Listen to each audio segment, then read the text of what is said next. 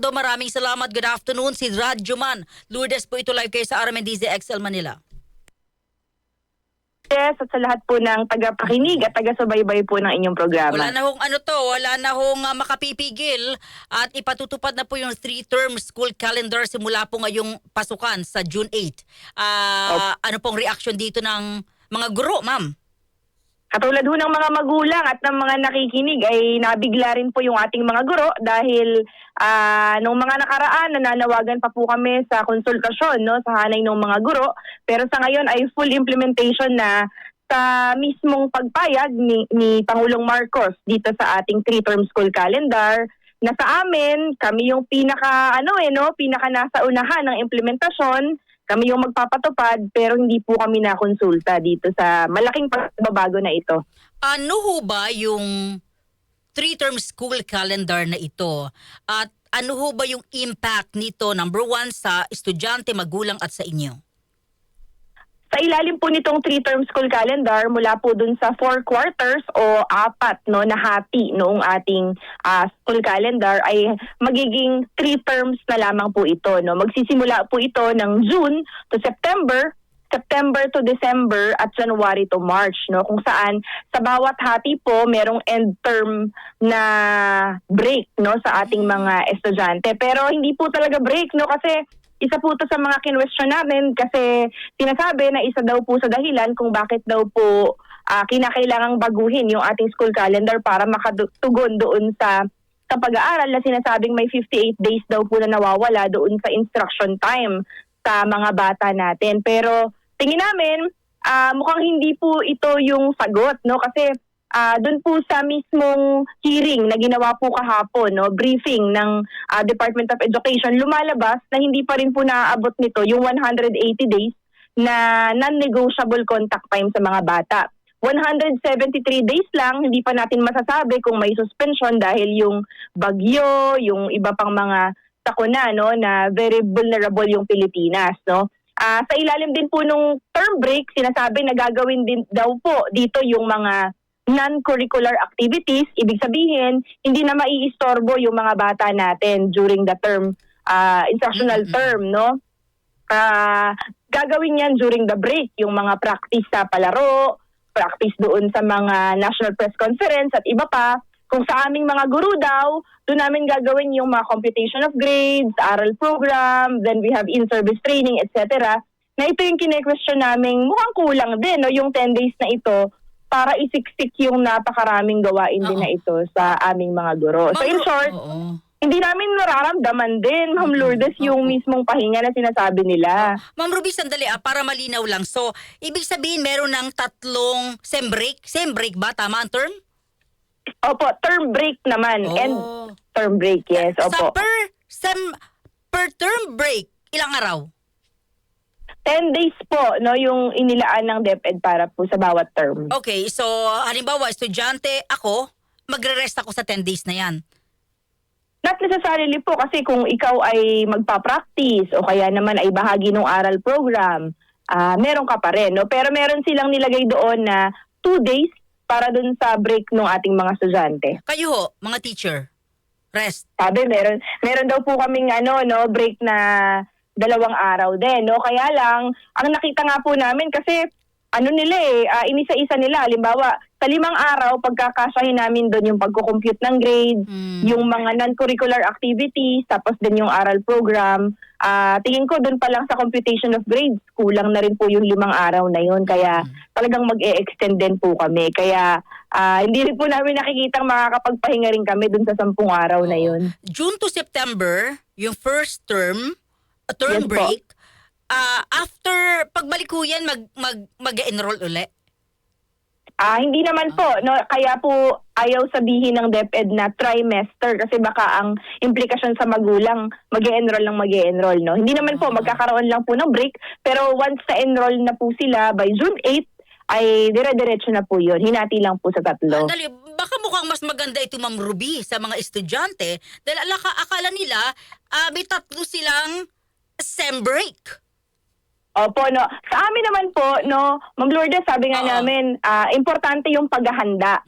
Kasi kumbaga abrupt hindi ito katulad ng ibang mga policies ng DepEd na may pilot testing muna para makita natin effective ba o hindi.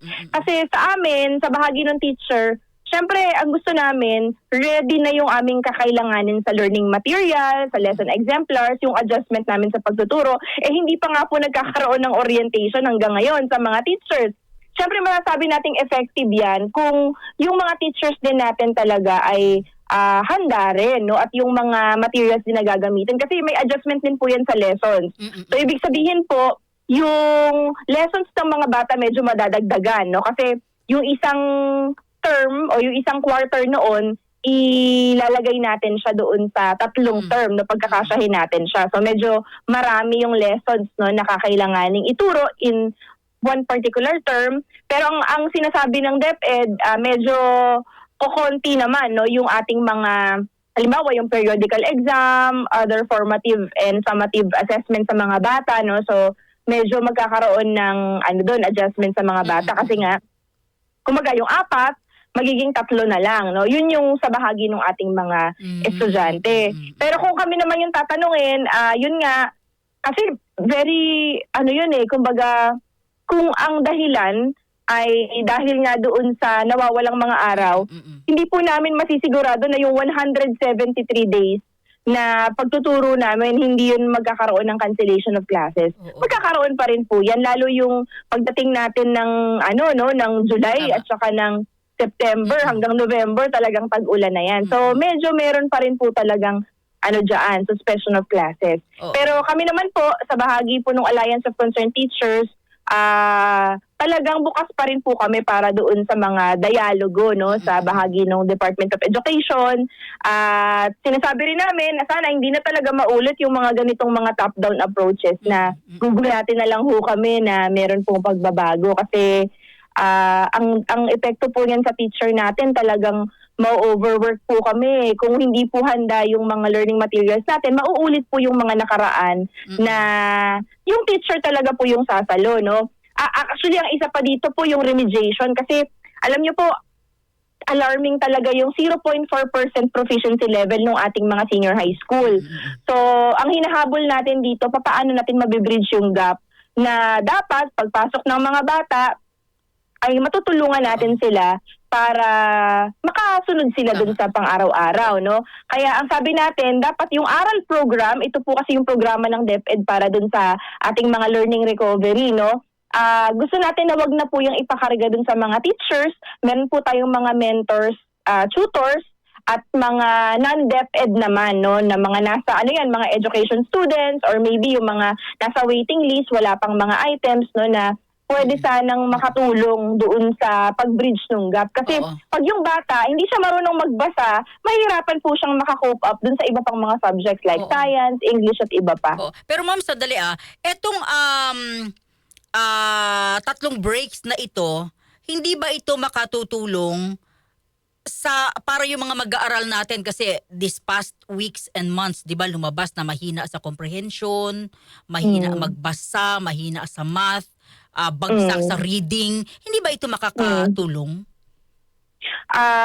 Ang pananaw po ng mga experts, no, at yung ibang mga pag-aaral po, ang sinasabi po talaga, hindi effective yung hindi po effective yung hihintayin mo pa yung breaks, no, bago ka gumawa ng mga learning recovery. Dapat po talaga kasabay siya noong mga lessons. Kasi ibig sabihin po, may 3 buwan na hindi siya matututo kung hindi siya marunong magbasa, di ba? So dapat po talaga kasama siya doon sa mismong pag-aaral niya, no, nung kanyang mga lessons sa loob ng klase para maka-cope up po siya, no. Isa po 'yan. Pero do makakatulong naman po in terms of magkakaroon siya ng pahinga at meron ng 2 days allotted for aral program dun sa mga hindi pa nakaka-catch up, no? Pwede rin naman po yun. Kaya lang, kung kami nga po, ang sinasabi namin, magiging effective yung learning pagka yung well-being din ng teacher ay kasama, no, doon siya i-consider. Kasi sa ngayon po talaga, Ma'am Lourdes, yung mga teachers natin, ano na siya kumbaga overwork na siya. Dapat talaga yung mga recovery program ay pagtulungan din ng iba pang mga nasa education sectors din po. Pero ito na, naka-green light na, dire-diretso na. So ano po yung gagawin niyo pong adjustment ngayon? Sa ngayon, talagang inaabangan at binabantayan po namin yung mga orientations na magagawa. Ano? Ang sinasabi po ng DepEd dun sa hearing ay this coming May ay magsisimula yung mga orientations. At open pa rin naman po kami for dialogues kasi gusto namin din makatulong doon sa pag-address dun sa learning crisis talaga, dun sa learning gap natin. Kasi dapat pagpasok sa June 8 ng mga batang na tukoy na natin na medyo mahina doon sa pagbabasa, ay meron din sanang programa sa kanila. No? Yun yung ating ilan dun sa mga suggestion din. At syempre, nananawagan pa rin kami, baka pwede gawing pilot na lang muna no, yung magiging implementasyon nito. No? Okay, when we say, Ma'am Ruby, kakat kita, when we say pilot, meron ba kayong like this year lang o baka pwede in 3 years, 6 months? Yes, pwede naman po sa loob ng isang school year, no? Katulad nung gagawin sa mga private school natin, hindi naman po sila ipupush pa to implement it fully, no? Nasa discretion ng ating mga private school, no? Na medyo magkakaroon din yan ng problema, Ma'am Lourdes, kasi paano pagka wala ng pambayad ng tuition, lilipat ng public, iba yung kanyang yung school calendar. Pero more than that, yun nga po, hinihikayat pa rin namin no, yung Department of Education na baka may atras pa at yung ilang mga schools lang muna natin para nang sa ganun makita natin yung effectivity. Kasi 27 million students po ang pinag-uusapan natin dito at yung mga ganitong mga reforms, baka mas lalo pang lumala yung ating sitwasyon on the ground in terms of learning ng mga bata. Kaya din nangangamba rin kami, lalo na kami mismong mga teacher ay hindi ganun ka, alam niyo yun, yung 100% na siguradong makakatulong po ito. So, yan po yung aming panawagan. Pero syempre, more than that, marami pa pong backlog sanang dapat unahin. Yung kakulangan ng mga paaralan natin, 165,000 yan. Yung 51,000 pa dyan ay syempre, dilapidated na, hindi na po kayang magamit pa for the next 3 years. Medyo alarming po yun. Tapos yung ating mga teaching and non-teaching personnel, kulang din po.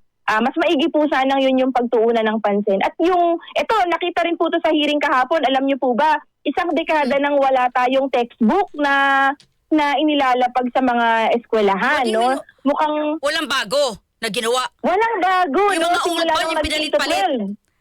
Opo, module at mga learning exemplars pa rin yung laman ng ating mga eskwelahan, no? So ibig sabihin yung dati po, 'di ba, yung mga bata may dala-dala silang mga mabibigat na libro, hindi na po nila yan nauuwi, mga maninipis na module na po, no, ang kanilang mga tinasagutan. Kaya po, nakita din ko po to sa mga student ko, no. Pag module kasi ang thinking nila ay sasagutan, hindi ko na babasahin, no. Kumbaga yung learning culture o yung reading culture sa mga bata nawawala kasi nga wala silang babasahin, no? Kaya isa rin po 'yun sa mga tututukan ng Alliance of Ilang Concerned taon na? Teachers. Yung 10 taon? 10 taon, no? Simula po nang nagsimula yung DepEd. Grabe po, di ba? Kaya pala hindi sila nagbabasa kasi walang babasahin. Ay, nako. So, napag-usapan kahapon, paano mo nangyari yun? Yun na nga po, no? Ang binabanggit po ng DepEd, yung procurement, medyo matagal, it takes 3 to 4 years, pero ngayon may ginagawa daw pagrepaso doon sa policy sa procurement yung Department of Education. And we'll see, sabi daw po, July ay kumpleto na, no? Titignan natin kung makakarating yan sa mga eskwela. Ma'am Ruby, maraming salamat sa update mo. Thank you, kayo po'y patuloy natututok at maikipag-ugnayan po sa inyo. Saludo kami sa inyo mga guro. Mabuhay po kayo, ma'am. Thank you. Salamat po, maraming salamat po sa inyo. Mabuhay din po kayo. Si Ma'am Ruby